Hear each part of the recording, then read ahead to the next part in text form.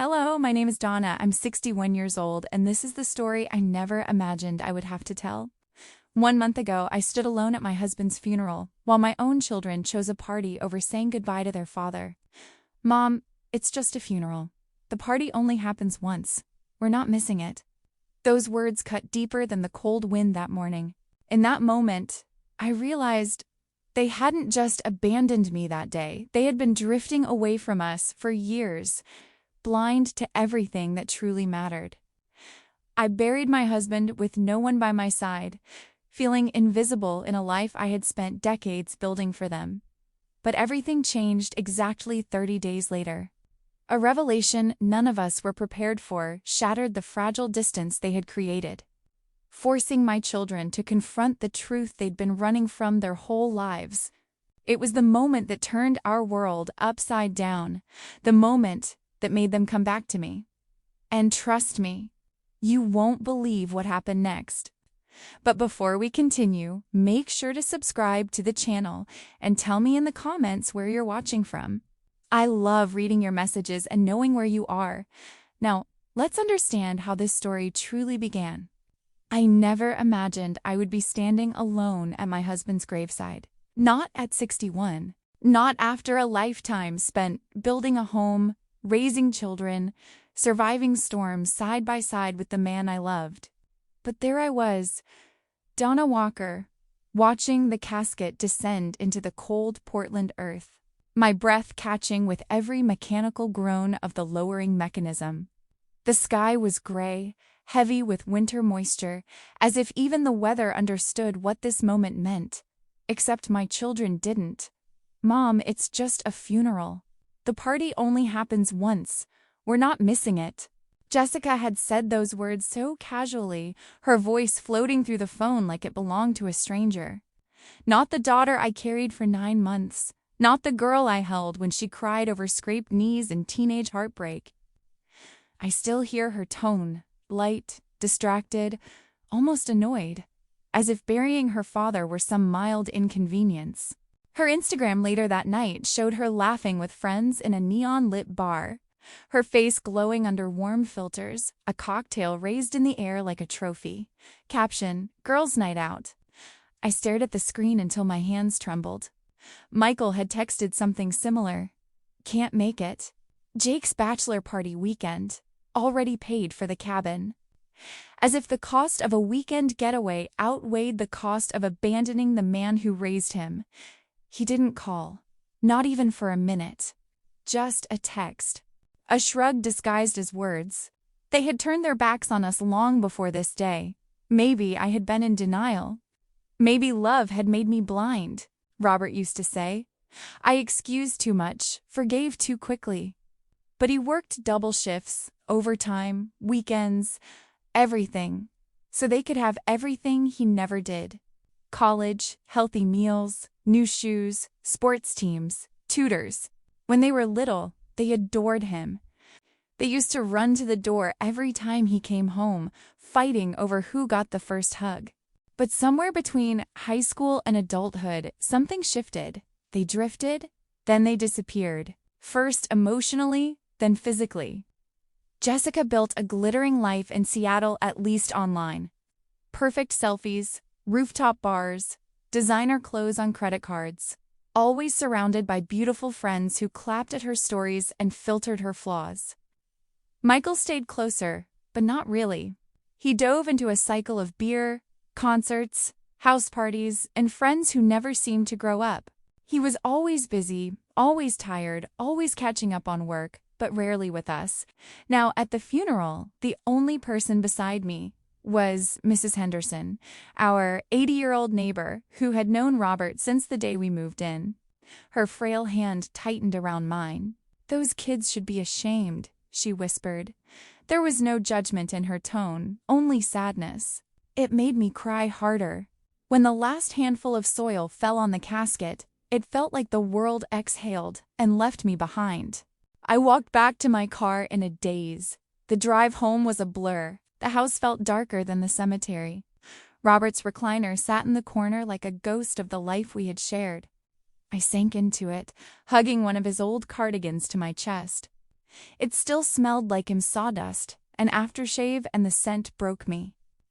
I cried until my body shook. Cried until my tears soaked the fabric. Cried until dawn painted the horizon with a pale, indifferent light. And when morning came, my children still hadn't called. Not even to ask if I'd made it home safely. For days afterward, the silence between us grew into something monstrous. Something that breathed against the walls. Something that reminded me I had lost more than a husband. I had lost the family I thought I had. But exactly 1 month after the funeral, something unexpected shattered the numbness that had settled over my life. A phone call. A name I didn't recognize. Mrs. Walker? This is Thomas Patterson. I'm an attorney. I represent your husband's estate. His voice was steady, serious, tinged with something I couldn't identify at first. I need you to come to my office. There's a matter of importance regarding your husband's will. Something that changes everything, and something your children must prove before they receive a single cent. I sat there holding the phone, barely breathing. Prove? I repeated. What do you mean, prove? But he didn't explain. Please come tomorrow at 10 and bring an open mind. An open mind. The words echoed through my nearly silent house long after the call ended. I thought of Robert. His tired eyes in those last months. The way he looked at the kids' missed birthdays, their excuses, their absence. The quiet hurt in his voice when he said, "They're good kids at their core, Donna. They're just lost." Maybe he'd known something I didn't. Maybe he'd left something behind, not just for them, but for me. Something to hold on to, something to fight for. That night, as I lay awake in the bed we once shared, a strange feeling crept into my chest. Not fear, not grief. Something else. Hope, or maybe power. Maybe both. And for the first time since the funeral, I whispered into the darkness, "Robert, what did you do?" The next day, I would find out. When the elevator doors opened onto the 12th floor, I could already feel my heartbeat echoing in my ears. Mr. Patterson's office stretched out in glass and cold morning light. Too modern, too sharp, too clean for the kind of truth I was about to step into. I clutched my purse against my chest like a shield, trying to pretend my hands weren't trembling. I had expected paperwork, maybe a final signature, maybe another reminder that I was alone now. I was not expecting my world to tilt. "Mrs. Miller," Mr. Patterson said gently, as he gestured for me to sit. He was a tall man with soft eyes, the kind who always seemed to know more than he said. "Before we begin, I need you to take a breath." I tried. I really did. But the breath caught halfway, stuck somewhere between my throat and my grief. He folded his hands on the polished wooden desk. "Your husband was very wealthy. $4.7 million from quiet investments." For a moment, I thought I had misheard. The number was too big, too impossible, too far removed from the tiny, practical life we shared. We lived in a modest house, the kind with squeaky floors and mismatched furniture collected over decades. We drove cars so old they rattled when turning corners. We clipped coupons, fixed things instead of replacing them, argued about electricity bills like any other couple trying to stretch retirement savings. I blinked at him. That can't be. Robert! My Robert! He didn't talk about money like that. He preferred to keep it quiet, Mr. Patterson said, but he planned it very carefully. And he left clear instructions. The room began to blur around the edges. I gripped the arms of the chair to keep my balance. Wealthy. How many secrets had Robert held close to his chest? Not out of deceit, but out of some quiet, stubborn desire to protect us. Mr. Patterson opened a folder and slid a document toward me. "He left you $3 million. My breath caught hard. My eyes burned. For years, I thought Robert had given me everything he possibly could. His patience, his silly jokes, the way he always made coffee just the way I liked. I never imagined he'd been offering me security I didn't even know existed. And to your children, he continued, he left $850,000 each. But there are conditions. I lifted my eyes slowly. Conditions? They must prove to you that they deserve it. Their inheritance is only released if you decide they've earned it. Your decision is final. It cannot be challenged by either of them. He paused, as if bracing for my reaction. Your husband trusted your judgment completely. My throat tightened. A letter slid across the desk next, a single envelope with my name written in Robert's handwriting. Seeing those letters framed in ink again made my chest collapse inward. I pressed my fingers against the paper, feeling the small indentations his pen had made as if touching his voice. I opened it with trembling hands. Our children have become selfish people who valued parties over family. They're lost, not evil. Make them earn it. Make them prove they've become who we raised them to be. I trust your judgment completely. I pressed the letter against my heart, letting the ache rise and fall in waves. Robert had seen it too, the distance, the entitlement, the careless disregard. But instead of punishing them, he had given them a chance to return to themselves, a chance to return to me. I nodded slowly, tears slipping down my cheeks. He always believed people could change. He believed especially in you, Mr. Patterson said softly. When I stepped out of the building, the cold wind hit me like a slap, sharp and bracing. My phone buzzed in my purse before I even reached my car. Jessica. Of course, I answered, wiping tears with the sleeve of my coat.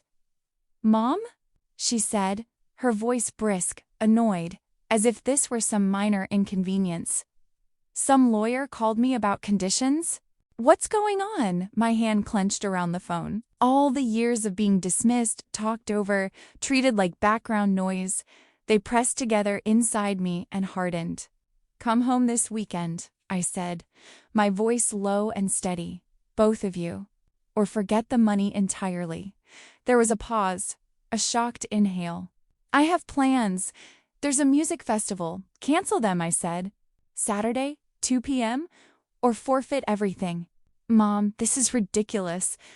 I hung up before she could finish, my finger shaking over the screen. Not from fear this time, from power. A minute later, the phone rang again. Michael. I answered with the same calm I wished I had felt all these years. What the hell is going on? He barked. Jessica just told me something about Saturday, I said. You'll find out then. Or say goodbye to $850,000. I have concert tickets. Then say goodbye to the money. Silence. A long, furious, disbelieving silence. He hung up on me. I exhaled shakily, leaning against the side of my car. My body trembled, not with weakness, but with the strange electricity of someone reclaiming a part of herself she thought had died. When I got home, Mrs. Henderson, my elderly neighbor, shuffled out of her doorway holding a warm plate of cookies. You look like you've walked through a storm, she said as she pressed the plate into my hands. Something like that, I whispered. She studied my face with the sharp intuition only old age can grant. But you also look taller. What do you mean? You just found your backbone, she said, tapping her cane lightly. About damn time, Donna. I laughed, a small broken sound, but real. Saturday would change everything. Saturday arrived with a gray sky, the kind of sky that seemed to hold its breath. I spent the morning pacing the living room, smoothing the edges of papers I'd already arranged a dozen times, straightening cushions that didn't need straightening, listening to the clock tick in heavy, deliberate beats. Every sound felt amplified, a faucet drip, a creak in the hallway, the soft hum of the refrigerator, reminding me that the house was too silent, too tense, preparing itself for something long overdue. At exactly 2 p.m., the sound of a car engine rolled into the driveway. I stepped toward the window and saw Jessica's white BMW, polished as if she had driven it straight out of a showroom. She stepped out first, wearing sunglasses. Even though there was barely a sliver of sunlight, her expression tight and annoyed. Michael climbed out on the passenger side, slamming the door hard, his jaw clenched, irritation radiating off him like heat from asphalt. They didn't look grief-stricken. They didn't look curious. They looked inconvenienced. For a brief second, seeing their faces, I felt that familiar ache, the one that whispered, maybe they'll be different this time. Maybe something in them softened. But as they walked toward the door with matching scowls, I let that wish go. I had learned, finally, not to cling to illusions. I opened the door before they could knock. Jessica crossed her arms. "Okay, Mom, we're here. Can we make this quick?" Michael added seriously. "I don't know what kind of power trip this is supposed to be, but—" I raised a hand, silencing him. My voice was steady in a way I hadn't expected. "Your father left each of you $850,000. They froze." Jessica's sunglasses slipped down on her nose as her mouth parted. Michael blinked rapidly as if the number hit him like a slap, but I continued, "I decide if you get it." Their eyes widened in perfect unison. Jessica tore the sunglasses off her face. "We're his kids," she protested, her voice cracking with outrage. "You can't just— He wouldn't. This is ridiculous." "No," I said quietly. "This is your opportunity." They looked at me as if I had spoken in another language. "Your father gave me complete control," I continued, "because neither of you could even attend his funeral." The words hung in the room like icy breath. Jessica's lips trembled. Michael looked away, his jaw tightening. "Michael," I said softly, "you were at a bachelor party." He winced. "And Jessica," I added, "you were at a bar?" Silence fell so thick it felt almost physical. Shame moved through the air like a slow wave, visible in the way Jessica avoided my eyes, in the way Michael's shoulders curled inward. For the first time in a long while, they weren't arguing. They weren't posturing. They were simply confronted with the truth. I stepped back from the table and slid the documents toward them. My hands were steady, though my heart was beating so hard it almost hurt. "For 6 months," I explained. "You'll work at the Robert Walker Community Foundation, a charity your father secretly funded for years." Jessica blinked. "A charity?" "Yes, one he cared deeply about." Michael skimmed the first page and let out a sharp breath, almost a laugh. "A salary of $2,000 a month? Seriously?" And, I continued, "no credit cards, no loans, no help from friends. You live on what you earn." "What?" Michael exploded, pushing back from the table so hard the chair nearly toppled. "I have rent. I have car payments. I have a job already, Mom, a real job." I met his anger with calm. "Figure it out, or forfeit everything." His face twisted with disbelief. "This is insane." Jessica stared at the papers, eyes glossy with tears threatening to spill. "Mom, $2,000 a month? I can't live on that. I barely survive on what I make now. This—" her voice broke. "This feels cruel." "No," I said, and I could hear the softness in my own voice. Softness, but not weakness. "This is your last chance to become who your father believed you could be, not who you've become." Jessica wiped a tear with the back of her hand. "And if we say no, then you get nothing." The room held a strange, quiet tangle, fear, disbelief all weaving through it like threads of a fraying rope. "Decide by Monday," I said. "Together or separately. I don't care, but the deadline is firm." They left without another word, storming out, slamming the door, the BMW's engine roaring as if trying to swallow everything I had just said. I watched from the window as the car tore down the street, their fury trailing behind like dust. When silence settled again, I felt my knees weaken. I leaned against the table, exhaling shakily. Power, even when necessary, was exhausting. Confrontation, even when righteous, left its own bruises. I rubbed my temples, the weight of responsibility pressing down. This wasn't about controlling them. It was about saving them from the path they were barreling toward. Sunday passed in a long stretch of quiet. I cleaned the house, cooked food I didn't eat, walked in circles through memories of Robert, his laugh, his steady hand, the way he always believed we could guide the children back before it was too late. I hoped he was right. I hoped I had the strength he trusted me to have. By Monday morning, I had almost convinced myself they wouldn't come. I imagined the silence, the empty driveway, the refusal. I imagined telling Mr. Patterson to release their inheritance into charity instead. I imagined the ache that would follow. But at 9:12 a.m., there was a knock, a soft one. I opened the door to find Jessica and Michael standing side by side. Their faces looked different, pale, tired, worn. The kind of exhaustion that comes not from lack of sleep, but from wrestling with one's own conscience. Jessica spoke first. Her voice was hoarse. "We'll do it." Michael nodded stiffly. "Yeah, we're in, but..." He hesitated. "It feels wrong." "It feels insulting," Jessica added quietly. "Like you don't trust us at all." I swallowed the knot in my throat. "Noted," I said gently, "but you start Wednesday." They looked past me into the house as if expecting something: more reassurance, warmth, forgiveness, maybe even comfort. But healing wasn't instant, and change wasn't easy. Still, they came, and maybe that was the first crack of light. Patricia Coleman called me after their very first day. I had barely set my teacup on the counter when the phone rang, vibrating sharply against the wood, the sound slicing through the quiet house. I didn't expect her name to appear on the caller ID so soon, maybe after a week, maybe after they settled in, but not on day one. A knot formed in my stomach before I even answered.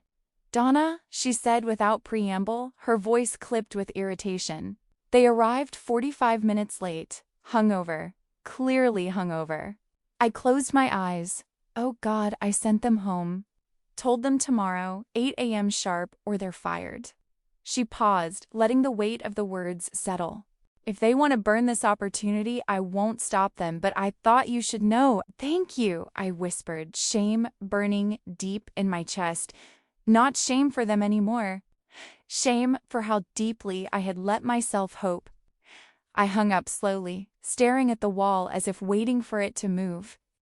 Maybe this was doomed from the start. Maybe Robert trusted them too much.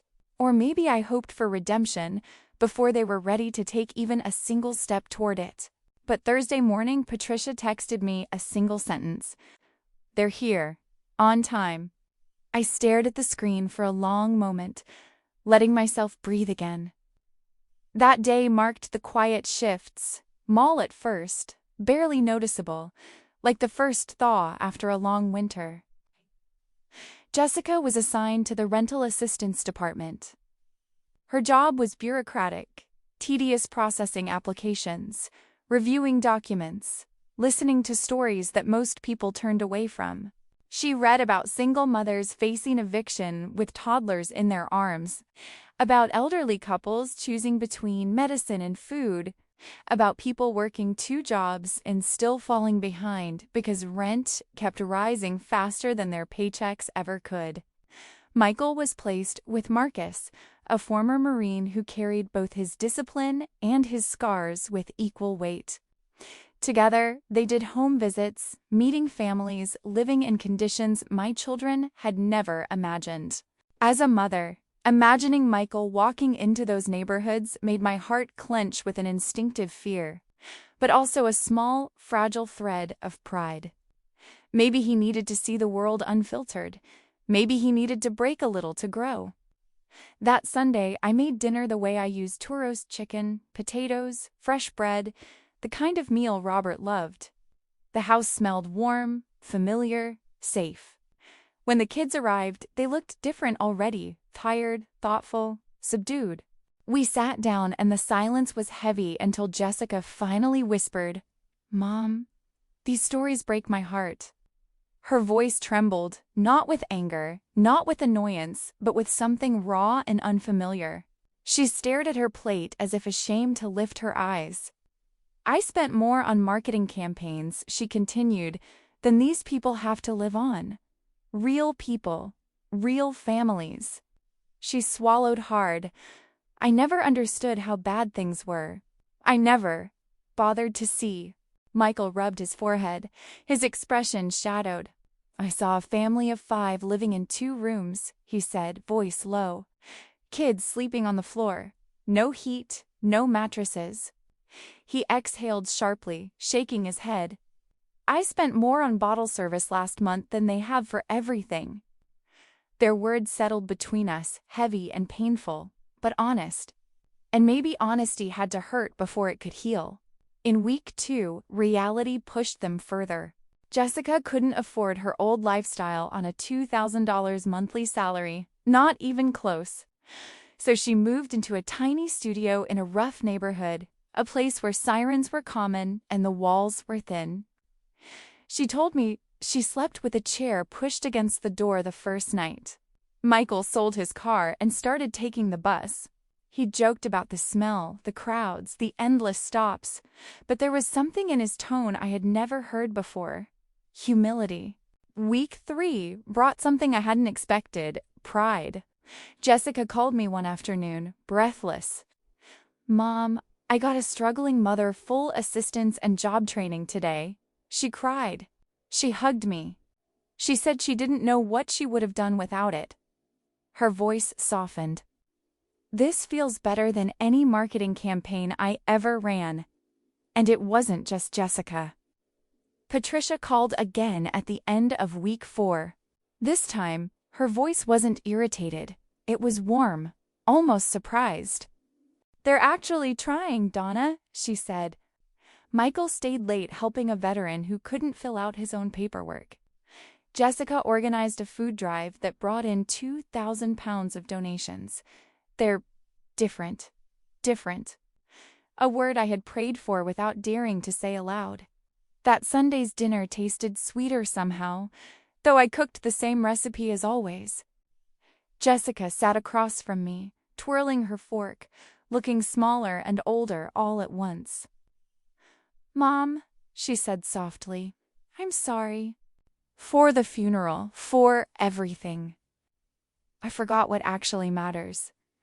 Her eyes glistened, and she didn't hide it this time. Michael nodded, his voice tight. Dad deserved better, from both of us. I reached for their hands, squeezing gently. He believed you could change. That's why he did this. Not to punish you. To save you before it was too late. For a moment, something golden filled the space between us, gratitude, understanding, the fragile beginnings of healing. I felt Robert there with us, in the warmth of the room, in the soft hum of forgiveness beginning to form. But Monday shattered it. At 9:03 a.m., my phone buzzed relentlessly. Patricia, I answered immediately, heart pounding. Her voice came out frantic, breathless. Donna Michael's ex-girlfriend just showed up at the foundation, Sarah, and she brought news you need to hear. My blood ran cold. What kind of news? A long pause. Too long. The kind, she said softly, that could destroy everything they've built. And just like that, the fragile piece we had nurtured splintered beneath our feet. Monday morning had barely begun when everything unraveled. Sarah stormed into the foundation office just after 8 a.m., her face flushed, eyes swollen from crying. Hair pulled into a messy bun that suggested she barely slept. She pushed past the reception desk, nearly out of breath, and said the words that froze the entire lobby. I need to talk to Michael. Now. Her voice cracked on the last word, trembling with a mix of anger and desperation. Staff members looked up from their computers, startled. Marcus stepped forward, calm but cautious, asking her to breathe, to explain, to slow down. But she only shook her head violently, hand pressed to her chest as if holding herself together. And then, before Michael even reached the room, she blurted it out. I'm pregnant. The air in the office changed instantly, sharp, heavy, electric. A silence fell so sudden it felt unnatural. Someone in the back gasped. 4 months, she added, her voice barely more than a whisper now. It's Michael's baby. Jessica, standing near the copier with a stack of files, dropped everything. Papers scattered across the floor like startled birds. Michael appeared a few seconds later, face tight with confusion, till he saw her, until he saw the tears, until he understood. He went pale, the color draining from his cheeks as though someone had pulled the plug on his entire world. "Sarah," he murmured, but she wasn't done. "I didn't tell you because you ghosted me after that weekend in Vegas," she said, shaking, her hands trembling at her sides. "You just disappeared. No calls, no texts, nothing. But I can't do this alone anymore. I can't." Her voice broke on the last sentence, a sound so raw that even strangers in the office looked away, giving her dignity in the only way they could. Patricia immediately stepped between them and guided Sarah to her office, closing the door gently behind them. Moments later, she called me. "Donna," she said urgently, "there's a situation. You need to come in this evening." The rest of the day passed in a blur.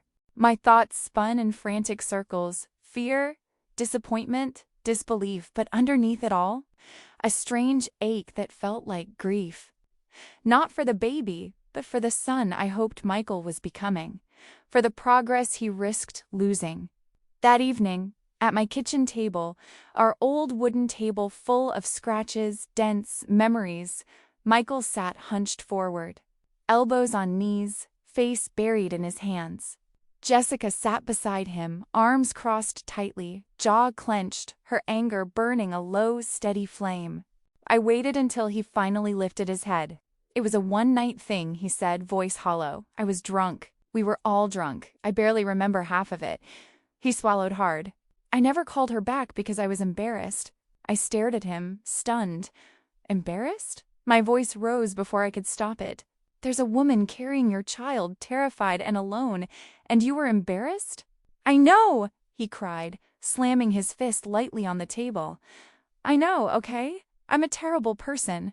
His voice cracked, not with frustration, but with something deeper, self-loathing, fear, shame.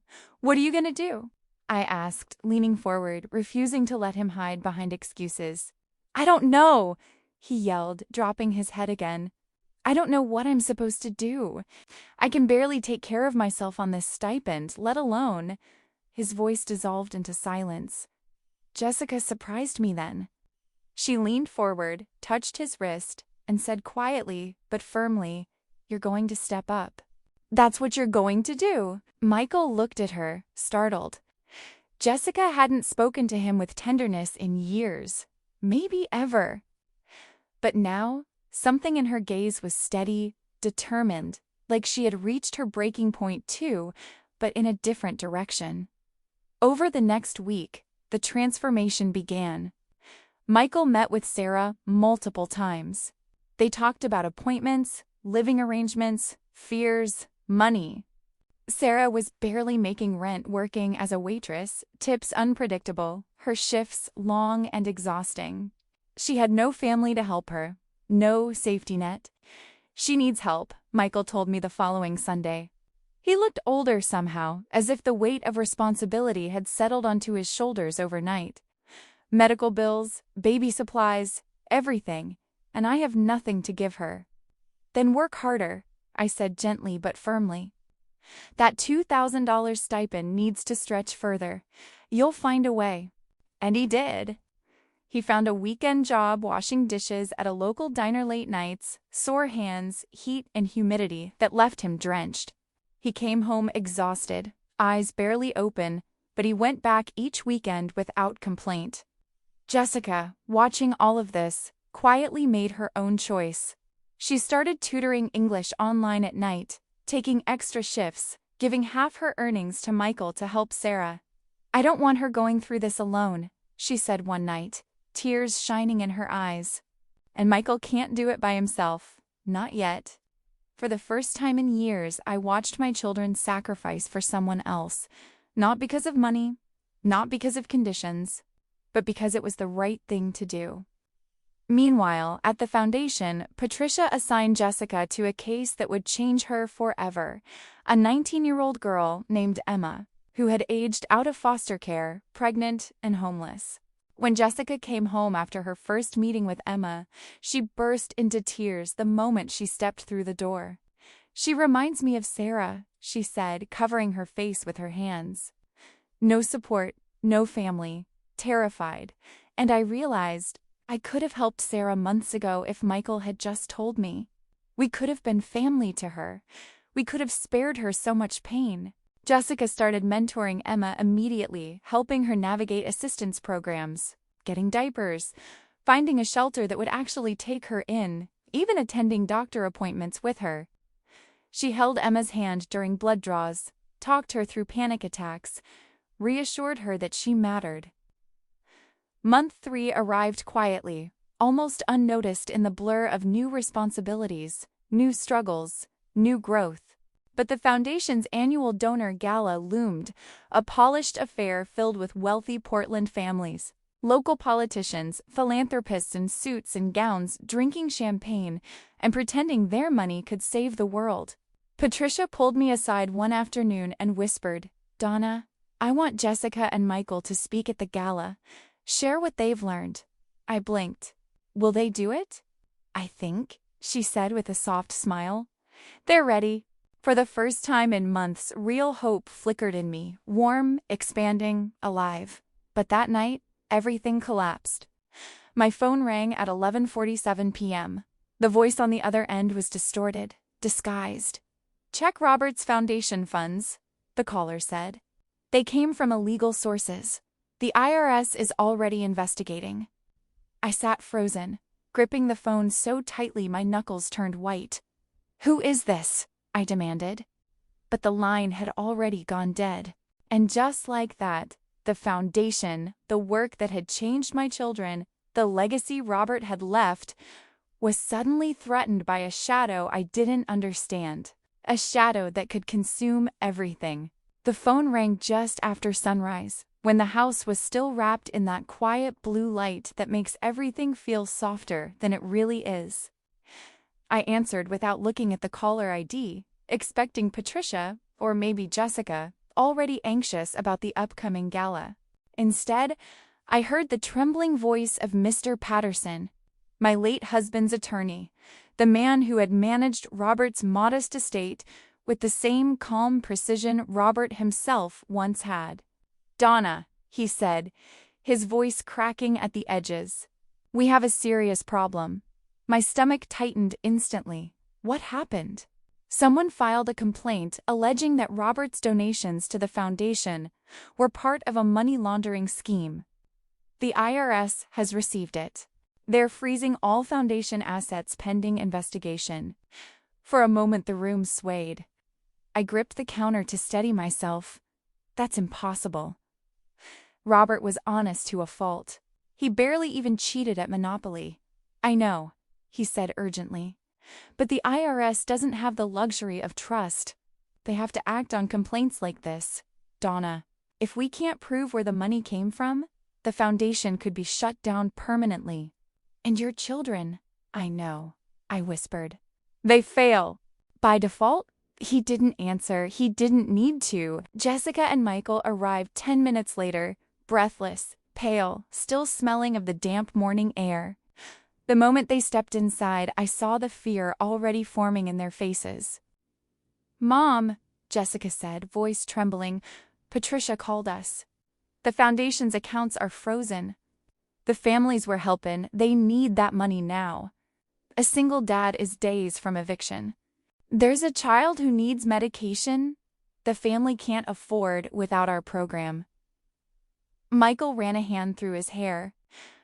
"We have to find proof of where Dad's money came from. There has to be records somewhere. Anything."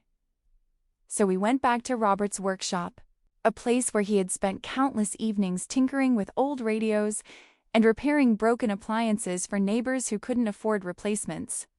The place that still smelled faintly of cedar and motor oil. The place that, somehow, felt like he might walk in at any moment. We tore it apart in the most careful way possible. Boxes of tax returns, folders of bank statements, manuals, sketches, tiny screws rolling under our shoes as we shuffled through every drawer and shelf. Mrs. Henderson, our longtime neighbor, joined us with her reading glasses hanging from a chain around her neck. Robert was meticulous, she said gently, sorting through a stack of yellowed papers. If money came in, he documented it, somewhere. By the second day, frustration had replaced fear. We were all exhausted. Jessica sitting on the workbench with her head in her hands, Michael pacing like a caged animal. I kept praying silently, the kind of desperate prayer that comes from a place deeper than faith, deeper than reason. And then Jessica froze. "What's that?" she whispered. She reached under the workbench drawer, fingers trembling as she tugged loose a small piece of blue painter's tape holding something in place. When she pulled it free, she held up a tiny silver key, a safety deposit box. She breathed. "He hid the key here. We went to the bank that same hour. I expected a somber vault, but the room was warm, softly lit, strangely peaceful." The clerk opened the box, slid it toward us, and stepped back respectfully. Inside, wrapped in an old cloth napkin, were decades of investment statements, organized chronologically. Every stock purchase, every dividend, every meticulous note in Robert's familiar handwriting. Michael lifted one page and stared. Dad never made more than $50,000 a year. His voice was soft, almost reverent. "He invested 30% of every paycheck," I said, running my fingers over the neat lines of text, "for 40 years. Jessica shook her head slowly. "While we spent money we didn't have on things we didn't need?" The guilt in her voice cut through me, but I said nothing. Some lessons hurt, because they must. We delivered everything to Mr. Patterson that afternoon. For a week my heart barely beat, but finally the call came. "Donna," he said, sounding relieved for the first time in days, "the IRS has cleared Robert completely. His records are impeccable. The foundation assets have been unfrozen." I sank into a chair, covering my mouth as tears rushed up. Thank God, but relief lasted only minutes. Because Patricia, who had been quietly investigating on her own, discovered a truth that churned my stomach all over again. The anonymous tip had come from the Blackwood family law firm, Trevor's family. Jessica's ex-boyfriend, the one who had humiliated her at the gala months ago. The one whose pride couldn't tolerate the idea of Jessica standing on a stage he believed belonged to people of his status. "They're trying to destroy us," Jessica said, her face pale with fury, "because I embarrassed Trevor." "No," I said firmly, stepping closer to her. "They're trying to destroy your father's legacy because they can't stand that a factory worker had more integrity than their entire family combined." The gala loomed ahead 3 days away. I expected Patricia to cancel the speeches, to protect my children from further exposure. But instead, she surprised me. "Use it," she said. "Tell the truth. About everything. Your journey. The false accusations. Your father's real story. Let the donors see what resilience looks like." Jessica nearly trembled. "Mom, everyone will know what we were. How badly we failed, Dad." "Yes," I said softly, "and they'll see who you are becoming." That Sunday, Sarah joined us for dinner. Her pregnancy was showing, now soft, round, unmistakable. She looked uncertain, like she wasn't sure she belonged at our table. "Thank you for not hating me," she said quietly when I handed her a plate. "You're family now," I told her, meaning every word. Michael reached for her hand with a gentleness I hadn't seen in him since childhood. "I'm sorry I ran," he whispered. "I'm here now, I promise." And then came Wednesday night, the gala. I wore my emerald dress, the one I had worn at Robert's funeral, the one that now felt like a bridge between the woman I used to be and the woman I was becoming. Jessica and Michael wore modest thrift store clothes because that was all they could afford. Yet somehow they looked more dignified than any designer suit in the room. The ballroom was a sea of glittering chandeliers, champagne glasses, and whispered judgments. Trevor was there with his family, smirking like he owned the place. Patricia stepped onto the stage, her voice calm and steady as she introduced my children. "These young people have been working with us for 3 months," she said. "They have a story to share." Jessica and Michael walked toward the microphone together, and in that moment, the entire trajectory of our lives, our grief, our failures, our hope, balanced on the edge of the words they would choose next. I could feel my own heartbeat thudding in my ears as Jessica stepped toward the microphone. The ballroom lights were harsh on her face, turning the faint tremble in her hands into something visible even from where I sat. 400 wealthy donors' faces polished by money, power, and years of being listened to, stared up at her in perfect silence. She looked so small beside that gleaming podium, yet somehow braver than I had ever seen her. She swallowed once, gripping the microphone with both hands, as if it were the only thing keeping her upright. 3 months ago, she began, her voice shaking just enough to make the room lean forward, I was you. Designer clothes, expensive apartment, Instagram perfect life. One spent more on one night out than some families earn in a month. A ripple of murmurs swept through the audience like a breeze. Some people shifted uncomfortably. Others narrowed their eyes as though they'd never considered such truth spoken aloud. Jessica took a breath that sounded painful. My father died, and I skipped his funeral to go to a bar. Gasps erupted. I saw a woman near the front put a hand to her chest. Jessica didn't flinch. My brother skipped it for a bachelor party weekend. Heads turned to Michael, who stood beside her with his hands clasped tightly, head bowed as if he were standing before judgment itself. He didn't try to defend himself. He didn't look away. He simply stood there and faced the truth. We were terrible children to extraordinary parents, Jessica continued softly.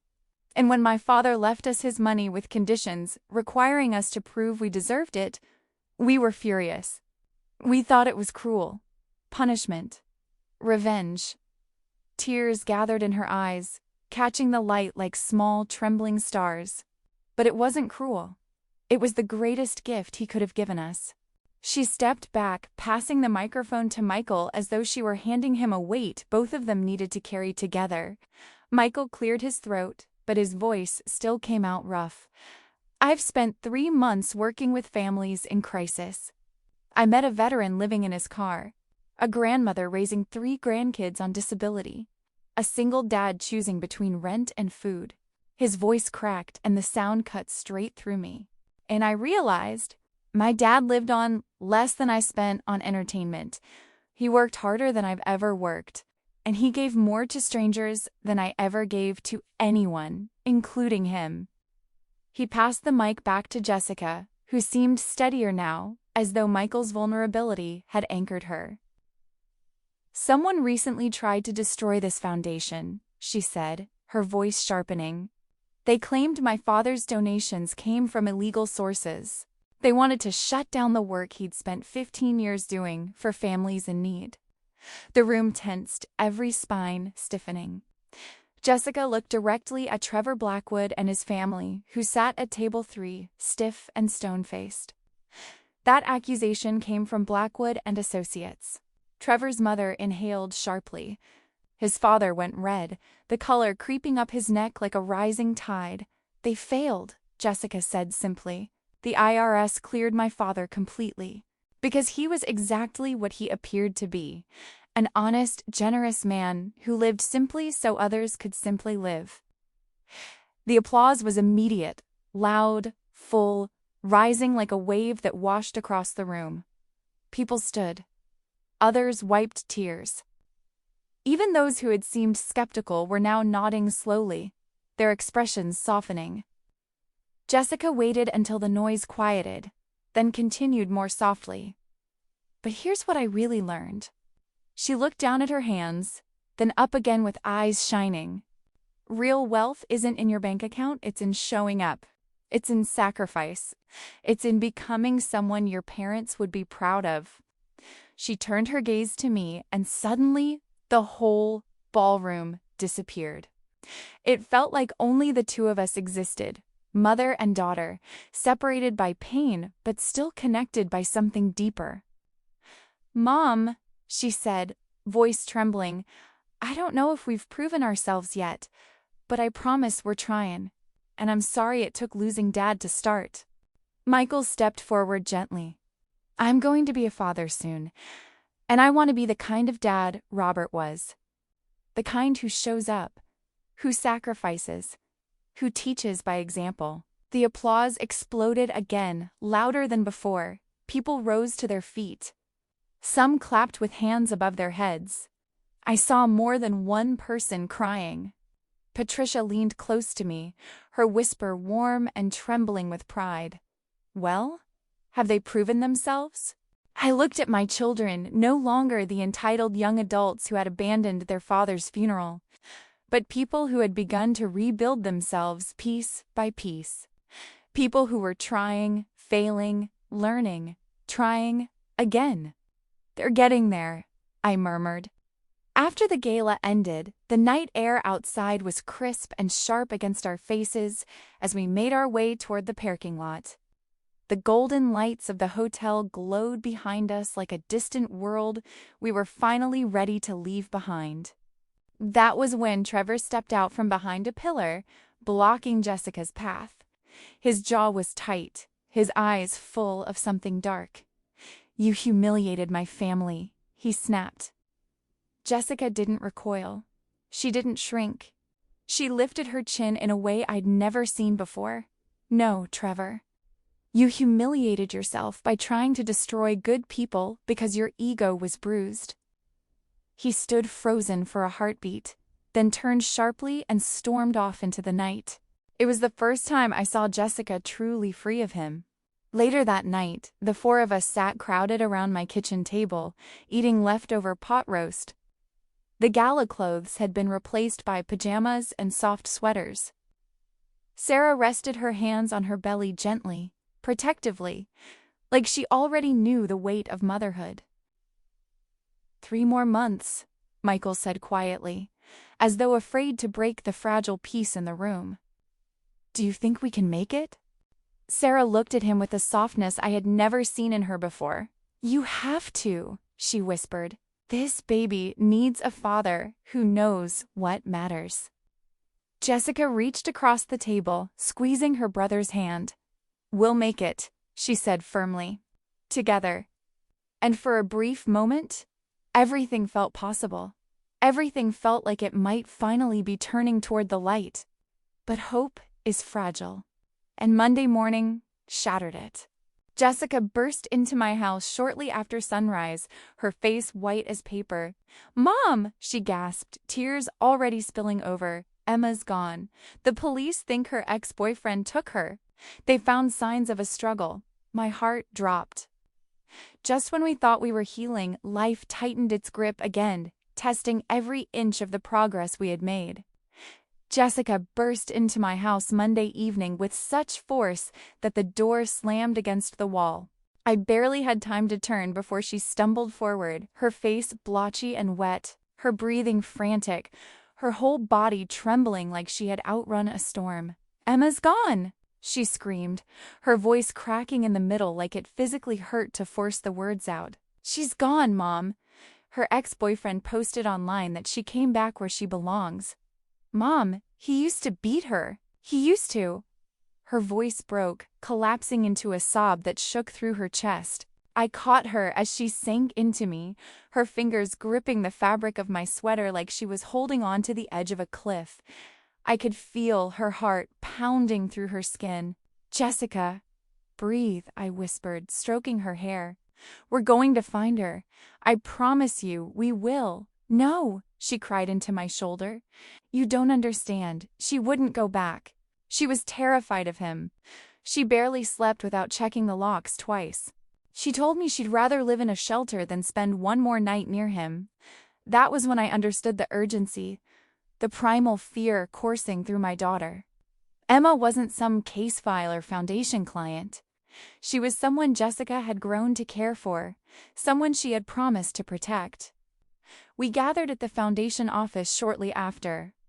The fluorescent lights flickered above us, casting tired shadows across the room. Patricia stood near her desk, phone in hand. Marcus paced like a caged animal. Michael sat on the edge of a chair, elbows on his knees, face tight with worry. Marcus stopped pacing long enough to deliver the words none of us wanted to hear.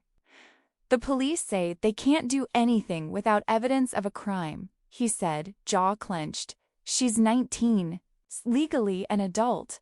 If she went with him voluntarily, she didn't." Jessica snapped, tears streaming again. "She didn't go anywhere voluntarily. You must have taken her? He must have." Her words dissolved into another sob. Michael pushed himself to his feet. "We need to find her. Now." Marcus nodded once, sharp and decisive. "I still have access to some tracking software." His phone pinged off a tower outside Portland, a trailer park, rough area. "I'm going," Jessica said immediately. "Absolutely not," I said, louder than I intended. "This could be dangerous. You are not going into a trailer park at night to confront a violent man." She stepped forward, eyes blazing with a fire I had only ever seen when she was protecting someone vulnerable. "Mom, I promised her. I promised I'd keep her safe. I told her she wasn't alone anymore. I'm going." Marcus placed a steadying hand on her shoulder. "She's right. She needs to go. Emma trusts her, but she isn't going alone. I'll go. And Michael." He turned to me. "Donna, call the police. Have them meet us there." And then, before I could protest again, they were gone. I spent the next hour pacing my kitchen like a ghost trapped in its own memories. Mrs. Henderson sat at the table, hands wrapped around a mug of tea, watching me with quiet concern. The ticking clock on the wall became unbearably loud. "They'll be all right," she murmured gently. "Marcus is capable. Michael's motivated. And Jessica," she smiled sadly, "your daughter has become fierce. She shouldn't have to be," I whispered back. But she was. An hour later, one of the longest hours of my life, my phone rang. Michael's voice came through, breathless. "We found her. She's hurt, but she's alive. The boyfriend's in cuffs. We're at the hospital." I nearly collapsed with relief. At the hospital, harsh white lights illuminated Emma's bruises, purpling across her cheek, a cut on her lip, a tender swelling near her eyebrow. She looked so small in that oversized hospital gown, like a child lost in someone else's world. But when she saw Jessica, her eyes filled with tears. "You came for me," she whispered, voice hoarse. Jessica took her hand carefully, gently. "Of course I did. Your family." And Emma broke down, crying into Jessica's arms. Over the next weeks, Emma stayed in Jessica's tiny studio apartment. The space was barely big enough for one person, but somehow she, Emma, and Sarah managed to fit, not just physically, but emotionally. They cooked together, watched movies on Jessica's little laptop, braided each other's hair, went to doctor's appointments in groups of 3. It was messy and beautiful and unexpectedly healing. The foundation staff noticed the shift. "Your daughter isn't doing this for show," Patricia told me one afternoon. "She's deeply invested. She's changed." Month 5 came quickly. Michael worked 3 jobs: foundation, weekend dishwashing, and occasional construction gigs to support Sierra and save for the baby. Jessica mentored 4 at-risk girls, the number growing naturally as word spread about the girl with gray streaks in her hair and fire in her heart. She started taking night classes to become a certified social worker. One evening she came to me after class, exhaustion softening her features, but her eyes bright. "I found my calling, Mom," she whispered. "Marketing was just noise. This matters. I feel like I'm becoming who I should have been all along." But that Sunday dinner brought news none of us expected.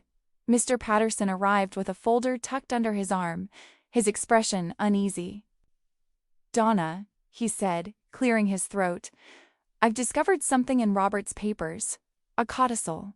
I must have missed it originally." My stomach tightened. What kind of condition? He opened the folder, adjusting his glasses. Robert left one final requirement for Jessica and Michael. They must use their inheritance to continue his foundation work. They cannot simply take the money and leave. They must commit to the foundation for at least 5 years.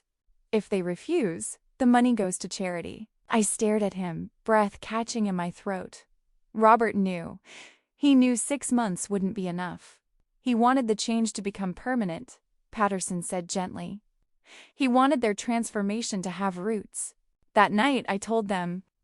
Jessica blinked slowly as I finished, then let out a shaky laugh, half hysterical, half amazed. Dad really thought of everything, didn't he? Are you angry? I asked. She shook her head. Tears rolled freely this time, but they weren't sad. No, I'm relieved. Because honestly, Mom, I don't want to go back. That person I don't even recognize her anymore. Michael nodded. I want to raise my kid here, near you, doing this work. I don't want to walk away. So you accept the condition? I asked quietly. Yes, they said in unison. Month 6 arrived. Their final evaluation.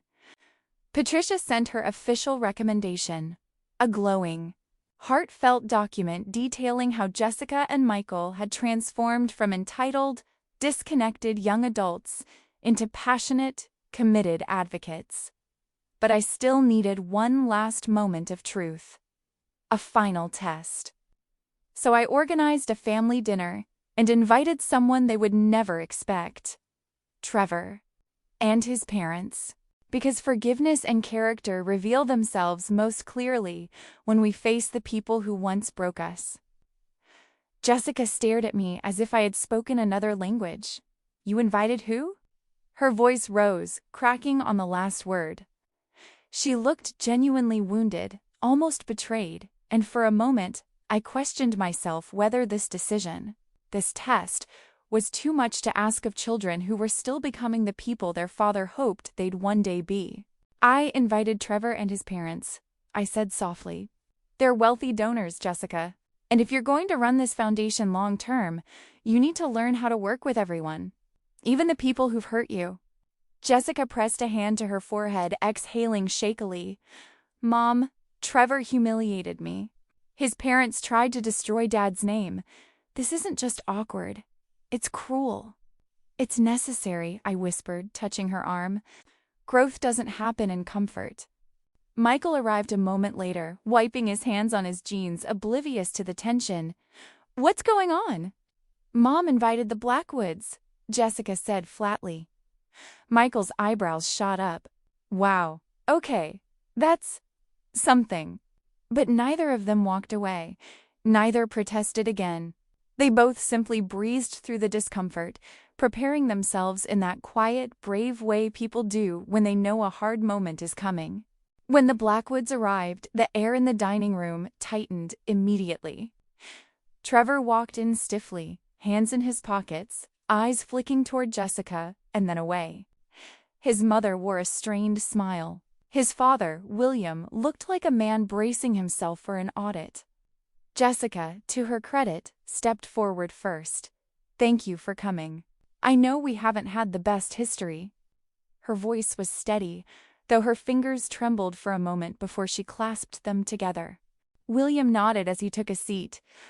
Your speech at the gala was illuminating, he said, choosing his words carefully. And we felt badly about the misunderstanding regarding the IRS investigation. Michael straightened, the anger in his posture unmistakable. Misunderstanding? You tried to destroy our father's legacy. His voice wasn't loud, but it carried a sharpness that cut through the room. Michael, I murmured. He closed his eyes, inhaled slowly, and exhaled as if releasing something heavy. I apologize, he said, quieter. That was inappropriate. No, William said, surprising me. You're right to be angry. It was petty. Trevor was hurt, and we overreacted. His wife nodded silently beside him, guilt softening her expression. Jessica turned to Trevor, her tone gentler than anyone expected. I'm sorry I embarrassed you. That wasn't my intention. I was just done with pretending. Done living a lie.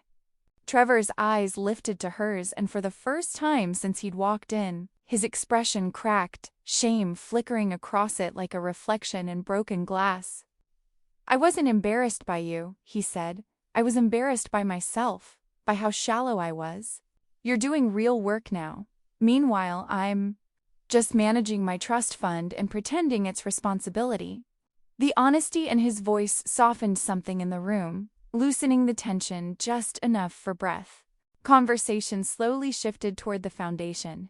William asked pointed, intelligent questions about programs, funding models, expansion possibilities. Jessica and Michael answered with a confidence that didn't come from arrogance, but from lived experience. From nights spent in shelters and community centers. From mornings handing out groceries. From afternoons helping families navigate impossible systems. They spoke with conviction, with warmth, with humility, and their passion moved something in William Blackwood. By the time dessert was served, William reached into his jacket and pulled out his checkbook. The gesture was so old-fashioned it startled me. I'd like to donate $100,000 to the Robert Walker Community Foundation, he said. Jessica blinked, stunned. Michael sat back, mouth parted slightly as if he wasn't sure he'd heard correctly. And William continued, I'd like to issue a public apology for the investigation we initiated. Your father was a better man than most people I know. His voice wavered slightly, and I'm sorry we couldn't see that sooner. Something warm surged behind my ribs. Pride, grief, relief, all tangled together. After the Blackwoods left, the house felt lighter, almost relieved. Jessica collapsed into a chair, rubbing her temples. That was emotionally exhausting. But you passed, I told them. Jessica looked up, confused. Passed what? The final test, I said. You stayed gracious under pressure. You forgave. You focused on the mission, not your egos. Michael laughed breathlessly. So we get the money? You've earned it, I said, but you already know the condition. 5 years minimum at the foundation, Jessica replied. We're ready. And I knew she meant it. I could feel it. The next week, Mr. Patterson finalized the paperwork. Their inheritances were placed in secure trusts, untouchable, except for foundation expenses or essential personal needs, and only fully accessible after 5 years of service. It was exactly what Robert would have wanted. Accountability wrapped in opportunity, discipline wrapped in love. For a moment, everything seemed settled. But that night, just as I was washing the dishes, my phone rang. It was Michael. His voice was breathless, panicked, trembling with both fear and awe. Mom, it's Sarah. She's in labor, early. We're on our way to the hospital. My hands went still in the soapy water. Life had decided the tests weren't over yet. The hospital felt like another world at 2 a.m, too bright, too sterile, too quiet in the wrong places, and too loud in the ones that mattered. Sarah lay in the delivery room, gripping Michael's hand so tightly her knuckles had gone white. I saw the fear in his eyes before we were ushered out, saw the way his breath caught as if he were the one about to break. I'm scared, he whispered to me before the nurse guided Jessica and me into the waiting room. I don't know how to be a dad. Yes, you do, I told him, placing my hand over his trembling one. Your father taught you. You just forgot for a while. His eyes softened then, the way a child's does when they desperately want to believe something.